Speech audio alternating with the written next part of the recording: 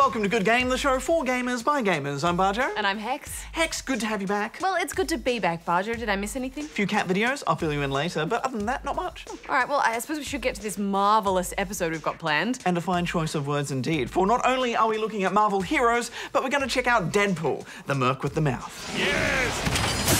To the Red Barrels! Deadpool angry! It's been a long wait, but we finally returned to the top-down battlefield in Company of Heroes 2. Plus, sacrifice is the key to survival in the Swapper. But first, can you guess the game for this week?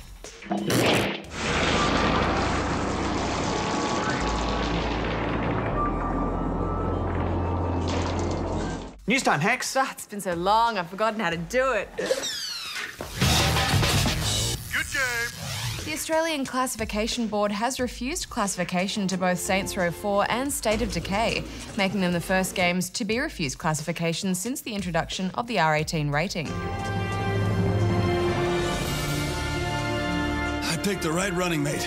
Damn right. Saints Row 4 was refused mostly due to the inclusion of an alien anal probe weapon that, in the board's opinion, constituted a visual depiction of implied sexual violence that was not justified by context.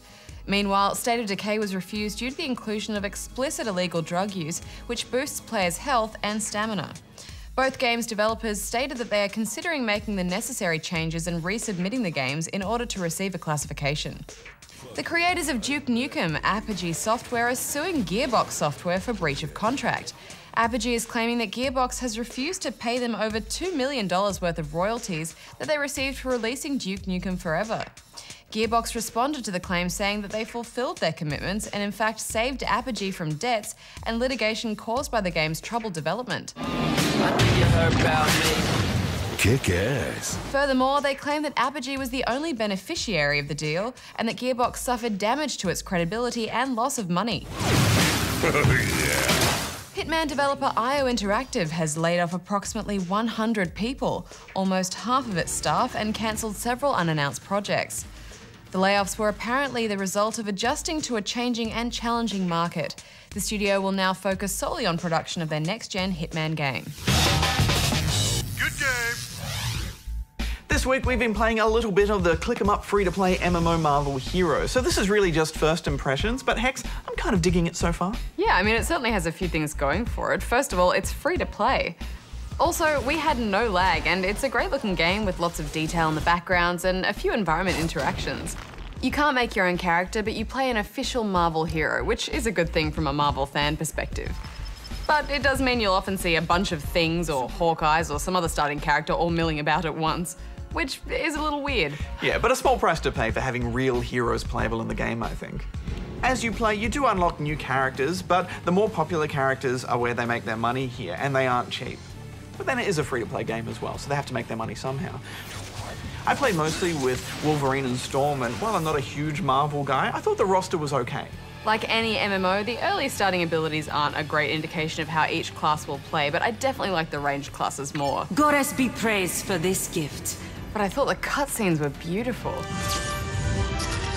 I have watched you turn accident into triumph. I thought this was a better concept than, say, DC Universe Online. And I know they're quite different games, but with DC Online, all I wanted to do was be Batman, and I couldn't. I could just talk to him. Yeah, I mean, this game really throws so much Marvel at you from the moment you step into it, which is great, and it instantly felt more fun. Yeah. Right, well, that's our first impressions, but now let's move on to the Swapper. Hex, I love it when a game takes familiar mechanics and then combines them together to make something feel completely unfamiliar, and the Swapper does this beautifully.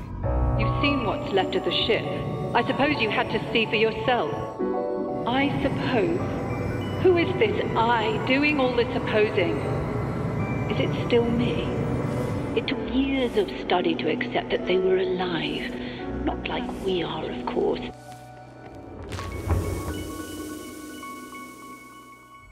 You find yourself on an abandoned research station called the Theseus in deep space. Scattered throughout the ship, you find strange rock formations which have the ability to communicate with you. This place changes people. Over time, you start to learn about what happened to the crew by these cryptic messages and from another astronaut on the ship. How did you get back here? Why are you following me? It's got a bit of an Event Horizon vibe to it, doesn't it? Yeah, and I love talking rocks and alien possession set in space. Just love it. You quickly find a swapping device. It allows you to make clones of yourself and then swap your soul into them. The clones all mimic your every move, but you can only move between them if you have a direct line of sight, which the game loves to break for you. On top of that, you have a limited number of clones you can make at any time. At first, Hex, I wondered, where can they go with this pretty simple mechanic? But then the game just throws unexpected complexity at you at every turn. Yeah, I mean, there are some mind-bending puzzles here that you feel encouraged to solve, but you also never feel overly frustrated or like it's throwing brick walls at you at every turn, and that's a tricky thing to accomplish in a genre like this. There's a perfect balance of difficulty here, and it never wastes your time. There's teleporters scattered about, which let you zip from one area to the next, but you still get lost in the cold loneliness that they've created. Part of the beauty of these levels comes from a really thoughtful use of light, but also they were all made from real clay models, so it has a real constructed feel to it. And it's so eerie, isn't it? Especially when you go for a spacewalk. It's likely the Watchers aren't even aware they killed the crew, just as you're unaware when your immune system kills the virus. As you progress, you're introduced to the usual puzzle mechanics we've seen before, such as blocks and pressure pads, all with that extra layer of complexity, though, that you use clones to activate and move them around. But also different types of light beams will disrupt your swapping abilities. Some won't let you place clones, some won't let you swap between them, so it becomes about finding the right angles and the right moment to swap. The trickiest sections really force you to think about timing, but also you start to look for walls that you can walk up against that keep your clones moving. I found this kind of forward planning really fun to think about. Yeah, and there are a few areas which require some quick fingers, but the mechanics are refined and forgiving when they need to be. Those reverse gravity platforms what really threw my brain out the most though, Bajo, at trying to work out the timing and placing and switching. You get the impression playing this that all of these puzzles have been play tested a lot, so you never feel like the mechanics are letting you down, it's just your brain. Yeah, and I think that's why this never gets frustrating, because like you said, it's got really tight, solid mechanics that have been refined, so you just have to wait till the solution slowly forms in front of you. This is a wonderful puzzler, and made by just 2 university students. What are you going to give it, Hex? Well, it hurt my brain, but I thought it was great. I'm giving it 8. I'm giving it 8.5.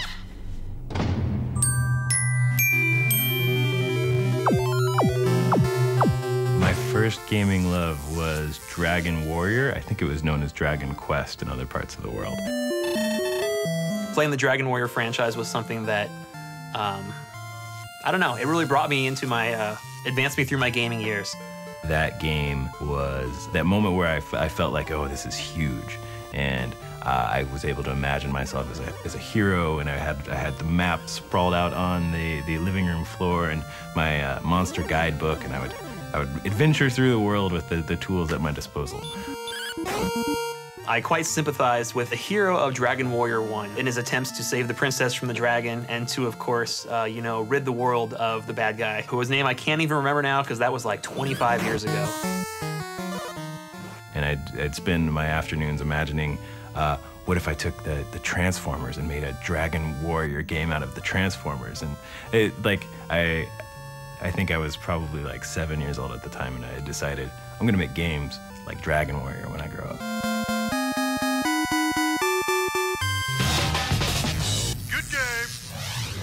There aren't many games where you get to ride a tiger griffin, make out with death, climb up your own intestines, and talk to a taco man from the future. Get ready for a dissension into lunacy with Deadpool, the merc with the mouth. Hey, this is my jam. You can't sing. Crazy. I'm crazy for feeling so lonely.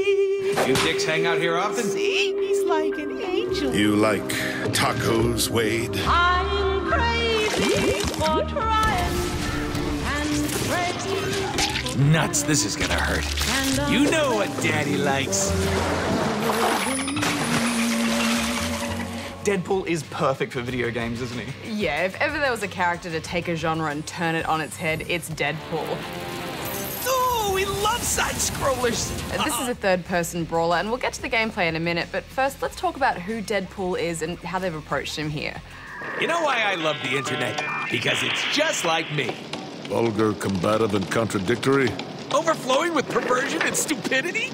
Yes, and yes. He's an unstable mercenary and an anti-hero who likes to break the fourth wall and talk to you directly, when he's not talking to the voices in his head.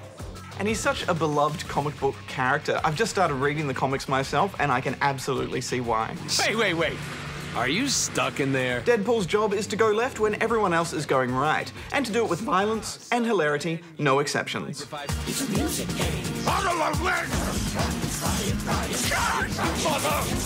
You just never know what to expect with him, do you? There's a maniacal joy to his insanity, and he says and does things that I think we all wish we could say and do in video games anyway. We cannot fly. Well, it is good to have dreams, though. Yeah, I find him strangely relatable. Well, you are a bit of a man-child, Bajo. Which I take as a compliment, thank you. I did not expect to find this game so funny, but I really did. Is your primary means of transportation belly flops? Yeah, the surreal insanity of this game and some of the game design reminds me a lot of a Suda51 game, except actually funny. Deadpool is voiced by no other than Nolan North, who you might know as Nathan Drake from the Uncharted series. Nolan! Hey, what's up, buddy? He's voiced him before and nails it here again. That sounds awesome, Deadpool. Listen, I had a different take on it. Yeah, well, f*** you, Nolan. And as a testament to Nolan's skill as a voice actor, I didn't even pick it was him until after the game had finished. Neither did I. In fact, I think this is some of his best work. So the story begins with Deadpool wanting to be in a video game. He calls the developer of this game, High Moon Studios, to talk business. We're gonna pass on your big game idea. After some explosive convincing, the game begins and Deadpool is off on his first contract. Yoink! My favourite part of this whole first section is that he wasn't happy with how it ended, so he rewrites the whole thing, blowing the game's budget, and then he's forced into this. Oh, I love old 8-bit games! There's a pop culture reference and gag at every turn, and of course plenty about video games. Pull that lever to open the gate! Okay, I'm pulling this lever right here to open the gate. This lever! High Moon Studios have just completely embraced this character, haven't they? Yeah, I mean, the writing is witty and fast-paced, and it's like they've just thrown in every idea they could think of to keep this game fresh and crazy at all times. My website got 15 million hits the weekend we announced. 1 million one? 1 million two? This is the same developer who brought us the recent Transformers game, and the fan service was excellent there too. Now let's roll out! Wrong franchise, buddy. Wolverine! There are also backstories in the characters he meets. If you're quick enough, you can hit a QuickTime event during the character introductions and get an awesome comic book catch-up on who they are. Deadpool is also known for liking the ladies, and while this doesn't quite enter Duke Nukem territory, it's certainly a tough line for a developer to walk. But, you know, most of the women in this game don't want to have a bar of him anyway, and I guess that constant rejection is part of his charm. #1 fangirl is hot! Yeah, I read an interview with studio head Sean Miller who said that Deadpool is never coming from a place of abuse or meanness, you know, and political correctness just doesn't even enter his mindset. He just genuinely loves women. She needs to absorb our healing factor. Rogue, there's no time to explain, but we gotta suck face like there's no tomorrow. Yeah, I mean, he's a complicated guy, and most of the lewd bits are his own hallucinations anyway. I think Deadpool is at his best when he's not listening to anyone, especially his on-again, off-again sidekick Cable. Oh God, here he goes again. He's not here 10 seconds before he starts boring us with his dire warning from the future crap. Sinister has knocked out the X-Men by broadcasting. This could explain a critical plot point. The survival of Earth entirely depends on... What are we doing again? Deadpool often doesn't know what he's even meant to be doing in a level and just plows through making fun of everyone and everything, from level design... Does Tube have an end? ...to mechanics like QuickTime events, to his X-Men friends. Ooh, vertigo. I'm gonna get dizzy. A highlight for me was being able to slap Wolverine in the face 20 times. He just kept going, and there's so many great moments like that in this game, but I don't really want to spoil the gags.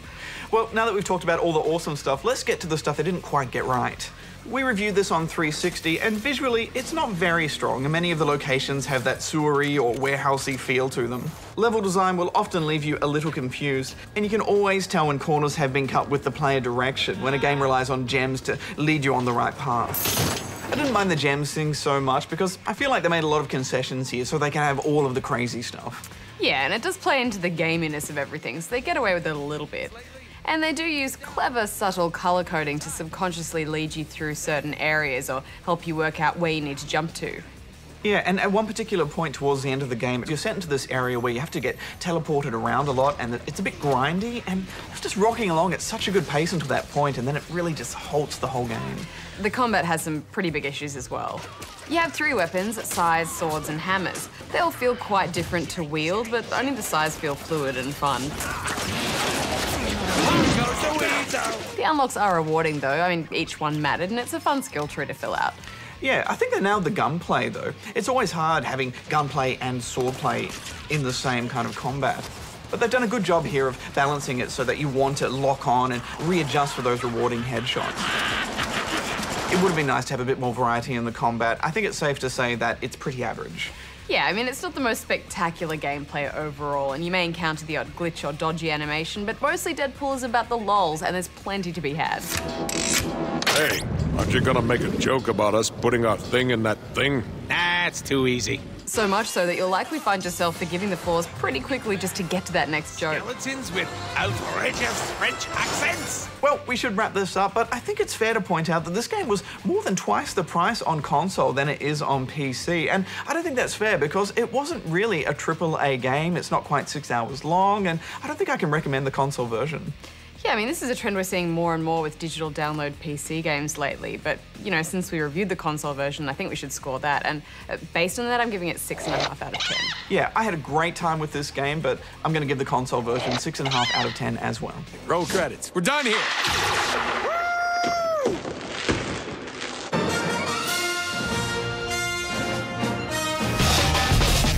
Good game. Wake up. Stand up. There you go. You were dreaming. Dreaming of Vardenfell.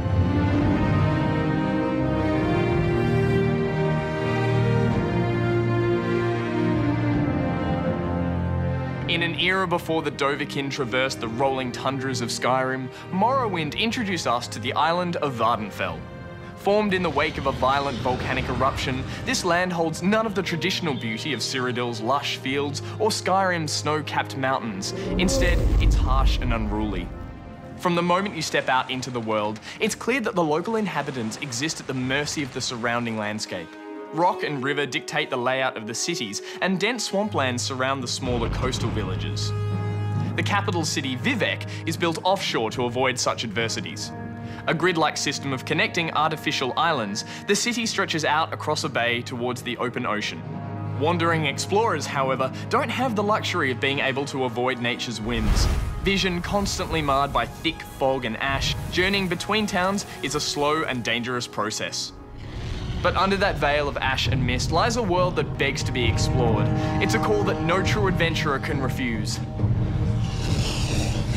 Ash storms tear through the north. Pits of molten rock litter the land, waiting to engulf clumsy adventurers. And lifeless stone ravines snake their way towards the center of the island. To its flaming core, the Red Mountain. This powerful force of nature, which once created the island, now threatens to destroy it. But in spite of its rough and dangerous exterior, there is still beauty that can be found in this land. Oh, that's nice. The fertile volcanic soil cultivates an astonishing amount of flora and fauna. The towering mushrooms and colourfully blossoming flowers of the coast are beautifully contrasted by the twisted roots and shrubs of the ash plains. Dangerous reptiles dominate the skies and roam the countryside, while peaceful but powerful netch glide around the plains as splashes of colour on a hazy backdrop. And who could forget the majestic silk striders, with their harrowing howls, who carry you upon stilt-like legs across the perilous countryside. After all, why walk when you can ride? Amongst all this diversity is one common element. All life, plant and animal shows a gritty determination to survive. And I guess that's the beauty of Vardenfell. Its inhabitants harbour so much hope in the face of utter destruction.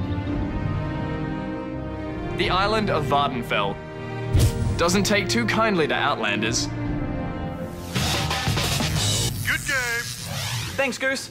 The first Company of Heroes still holds up as one of the greatest strategy games of this generation. It took it right down to the battlefield, where every soldier counted, and was a more personal story for a strategy game. 7 years later, it's time for Company of Heroes 2. Come on, hurry up. Stop hang around and get in. Crew, get the field gun.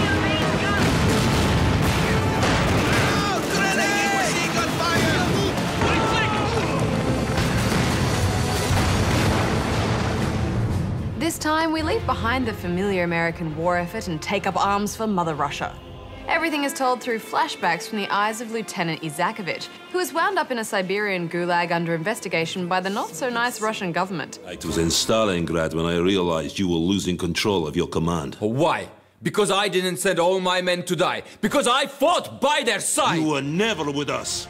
Yes, they certainly don't glorify this particular time in Russian history, do they? In fact, most missions often enact Order 227. Turn back and fight, damn you! Fire! It was a real order that basically said, if you retreat, we will kill you. Retreat is an act of treason, comrade. So they send a government official who just sits in your base and shoots any units that you order to retreat. Yeah, it's quite dark, isn't it? Although, before all that, I didn't actually find the story that strong, to be honest. I liked that it doesn't shy away from the atrocities on both sides of the war effort, and it gives you some context to tie the missions together, but it doesn't do a lot to make you care about Isakovich or any of the characters. And the in-engine cutscenes are pretty dated at times. Perhaps the enemy should save their bullets. Just let us shoot each other.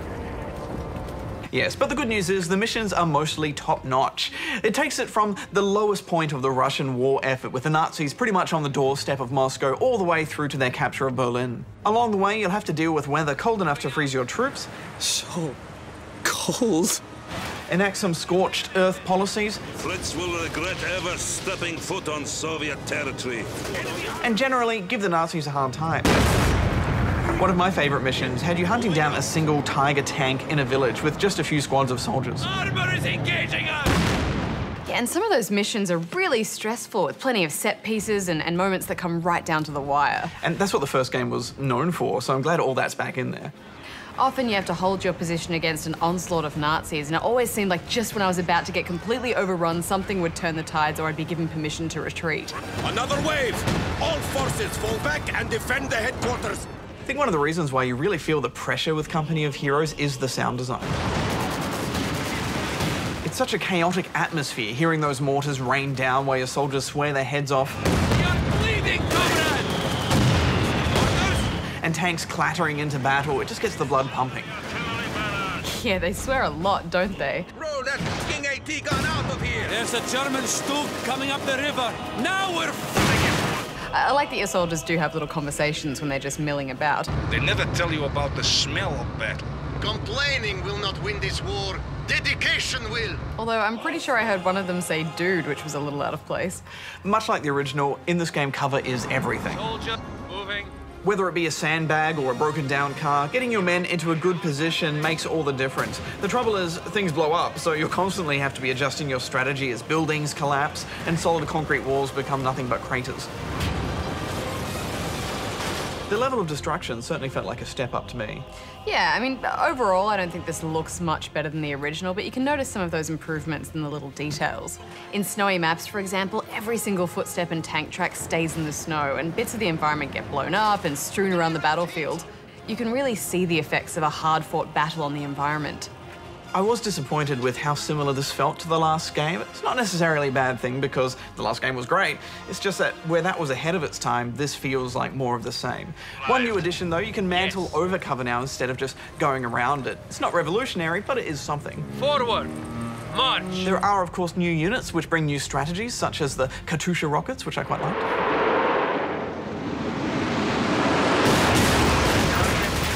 And another of the major new additions is the line of sight system, which actually works through line of sight. A shocking idea, I know, but units used to just have this all-seeing circle that would pierce through fog of war. But now, if your soldiers can't see it, you can't see it. Yeah, and I think those little tweaks will become especially important in multiplayer. Also, blizzards occasionally roll in and almost snap freeze any units not near a fire or in shelter, and that can drastically change the course of a match. They also dump fresh snow everywhere, covering up any tracks which you could have used to suss out enemy movements. You have orders for us? Going. It's such an interesting dynamic. Yeah, the weather is definitely a great wild card in matches. Although one thing that concerned me a bit is the addition of unlockable bulletins, which give you bigger and better buffs for your units. I mean, I know progression and unlocks are all the rage, but I'm worried it's going to make it harder for noobs like us to just win any matches at all. Yes, it is certainly stressful online too. I have horrifying memories of the first company of heroes and just getting smashed constantly, and this is no different. But if you want to feel better, you can always verse some easy AI in a skirmish mode, and you can actually earn bulletins from any mode, so it's a good incentive to keep playing. Sadly, it does appear to be missing some competitive features like we've seen in the latest StarCraft. There's no inbuilt clans, leaderboards, or dedicated servers, or even just replays. So as far as online goes, it's pretty bare bones. The other part of the package to round it all out is the Theatre of War mode. This offers a range of different solo and co-op challenges, as well as a few AI skirmishes. The difference is they change up the rules somewhat for each of these. So, for example, in one of the solo challenges, you have a limited time to destroy all the German buildings, but you get extra time for blowing up any building, and they give you a few of those awesome rocket launchers to help you out. To the people and workers of the Soviet Union. I think we have been a bit negative overall with this review, Hex, and it's just because I was expecting so much more from a big sequel to such a great game, but it still is a great game. It feels so different to all the other RTSs out there, so I still think it's worth an 8 out of 10 rubber chickens. I agree, I'm giving it 8 as well. Yes, I am Russian, but we are not all required to like vodka. Good game. So did you guess the game? For this week. It was Cube from 2011. Escape was the main mission of this portal-influenced puzzler. Key to your success was controlling different coloured blocks, all thanks to a special pair of gloves. And it was partly funded by an initiative called the Indie Fund, which also helped finance this week's The Swapper. Next week on the show, from the world of Dungeons & Dragons comes Neverwinter. Plus, we get our hands on the Ouya along with its first exclusive title, Towerfall.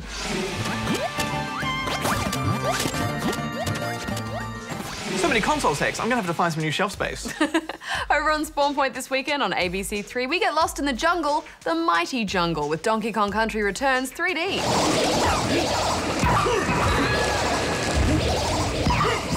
Thanks for those who tweeted along. Until next week, Bajo out. Hex out.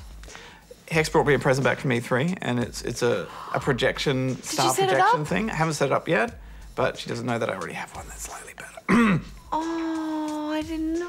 Yours is still really good. It's still really good. It's papercraft and it projects the the constellations on your ceiling. Yeah, I have a telescope too. Yeah, but this is like in your apartment. I spy on my neighbours. Make sure they're watching the show. I didn't know. Actually, the one I've got's really shit.